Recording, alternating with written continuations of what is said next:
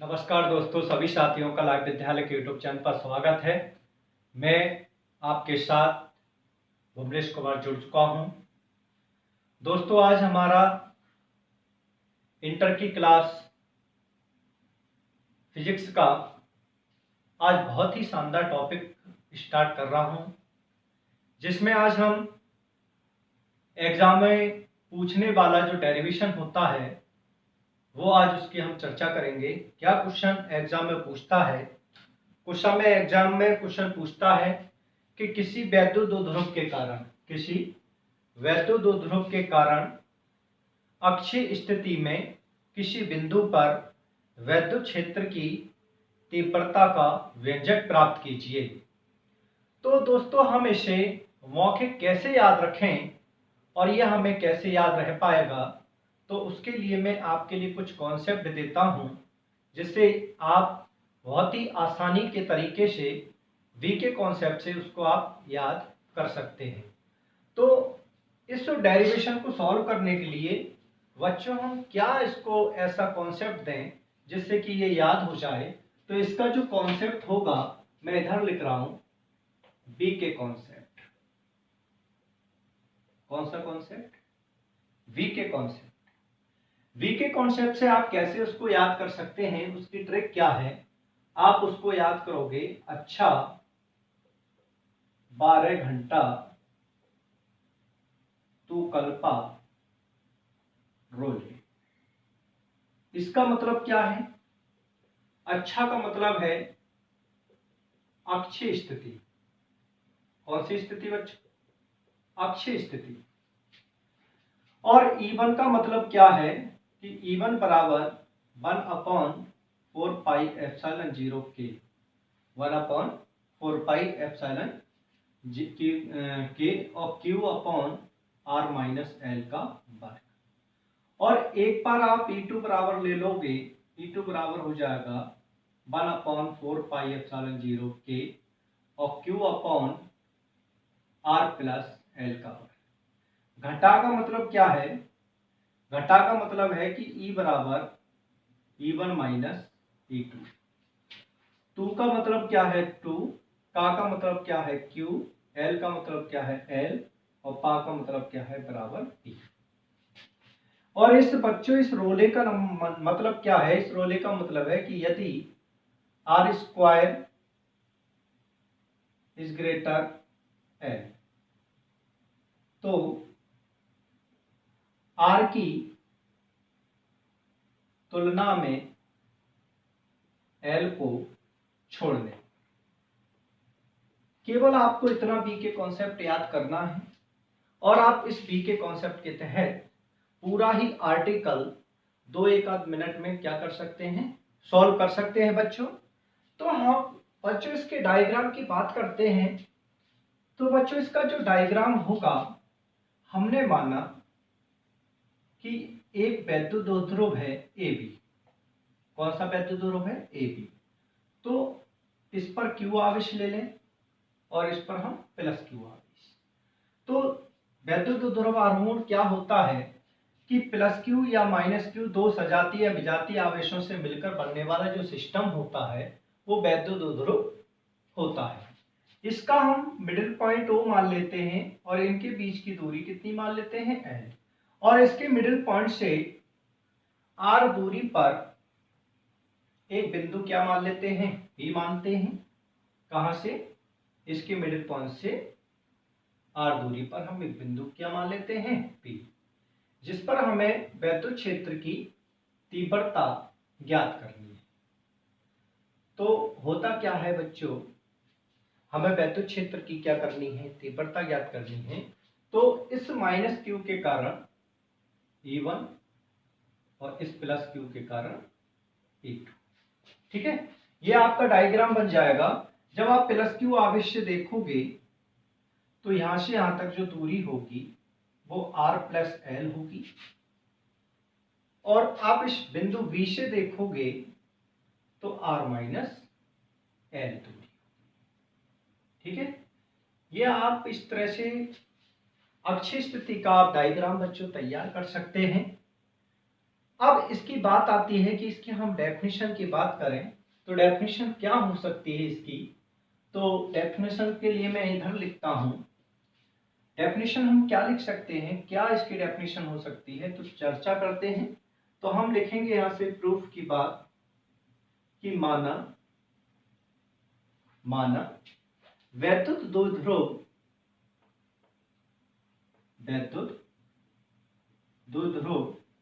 A B, कौन सा, वैद्युत द्विध्रुव ए बी है, ये एक ऐसे माध्यम में रखा है, ये एक ऐसे माध्यम में रखा है जिसका परावैद्युतांक के कितना है बच्चों, ये वैद्युत द्विध्रुव ए बी है और ये एक ऐसे माध्यम में रखा है जिसका परावैद्युतांक कितना है बच्चों, के है। इसके मध्य बिंदु से मध्य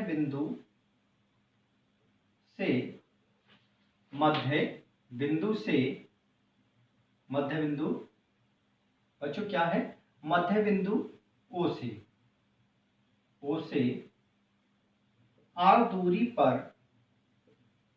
एक बिंदु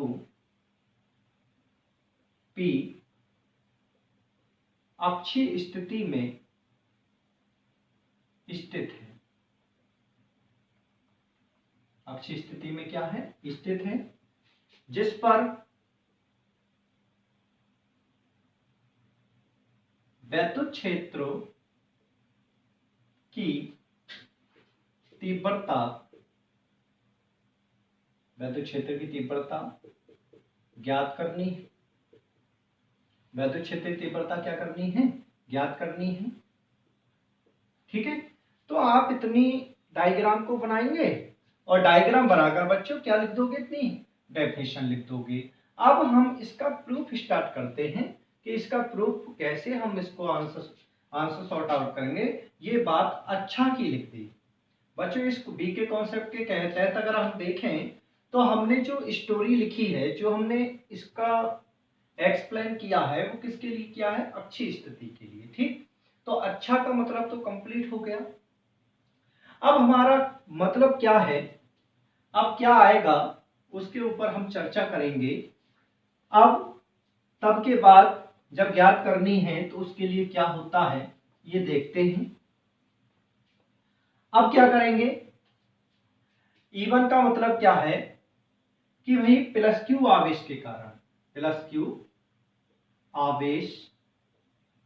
के कारण बिंदु P पर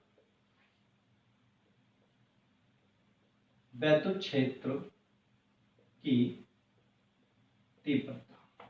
ठीक है, तो तीव्रता कितनी हो जाएगी बच्चों, आपको दिखाई दे रही है इसमें, E1 बराबर कितना, 1/4πε0 K और Q R-L का वर्ग। समी का नंबर बच्चों क्या डालोगे, फर्स्ट डालोगे। तो बच्चों इधर देखो, जब आपका E1 आ गया है और इसकी दिशा हमेशा किधर होती है, A से P की तरफ, A से P दिशा में। ठीक है, अब इसी प्रकार दूसरे का मतलब क्या होगा, माइनस Q आवेश के कारण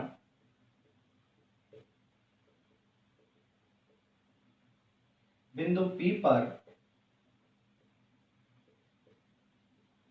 वैद्युत क्षेत्र की तीव्रता। तो E2 हो जाएगा बच्चों, E2 कितना हो जाएगा, 1/4πε0 K और Q/R+L का वर्ग। समीकरण नंबर सेकंड।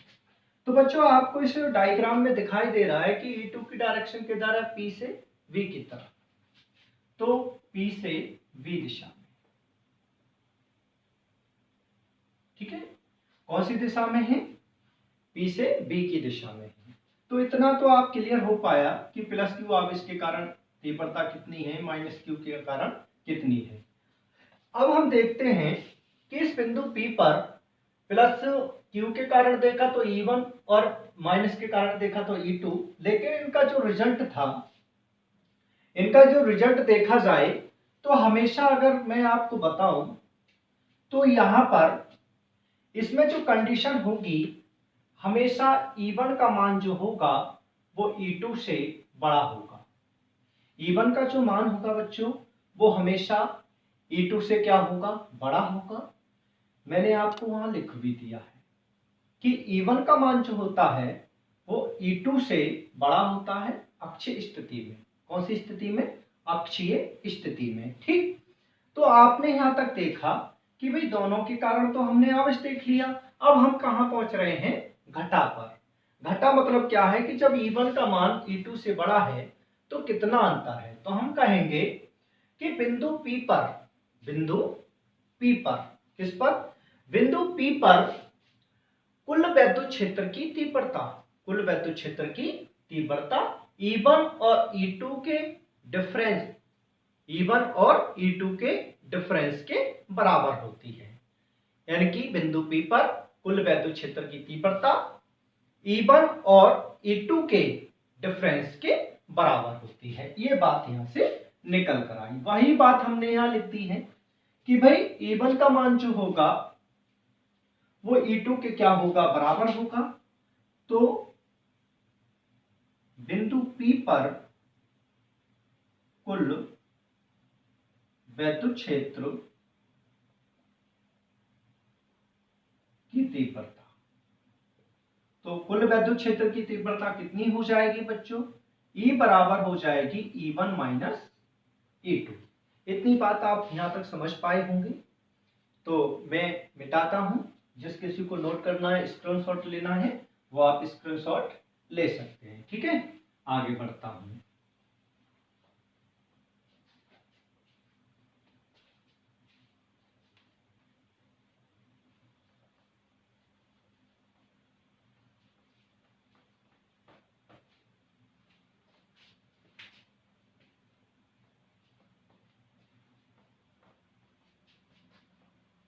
अब देखो, तो बिंदु P पर हमने देखा कि भाई जो E का मान था वो कितना था? E1 minus E2। क्या E1 का मान यहां से रखें तो कितना हो जाएगा? 1/4πε0 K और Q upon R minus L का वर्ग।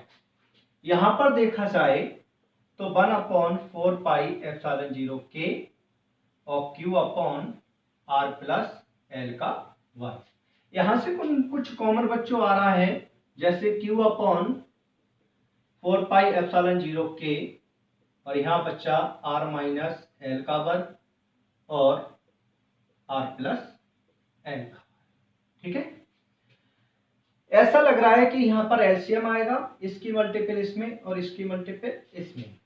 तो Q अपॉन 4πε0 K और यहां हो जाएगा R प्लस L का वर्ग और R माइनस L का वर्ग, और ये नीचे हो जाएंगे R माइनस L का वर्ग और R प्लस L का वर्ग। ठीक है, यहां तक हमने देखा कि ये दो वर्गों के बीच काय का चिन्ह है, माइनस का सूत्र है। जैसे a square minus B square होता है तो उसे हम क्या लिखते हैं? a प्लस बी और a माइनस बी। क्या हम इसी चीज को भी इस रूप में लिख सकते हैं?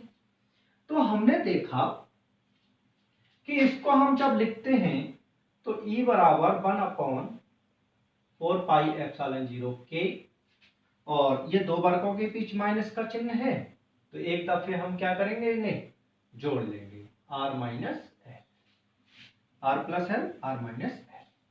एक दफे क्या करेंगे, इन्हें घटा लेंगे तो R प्लस L, और नीचे कितना? R प्लस L का वर्ग, R माइनस L का वर्ग। कोई दिक्कत?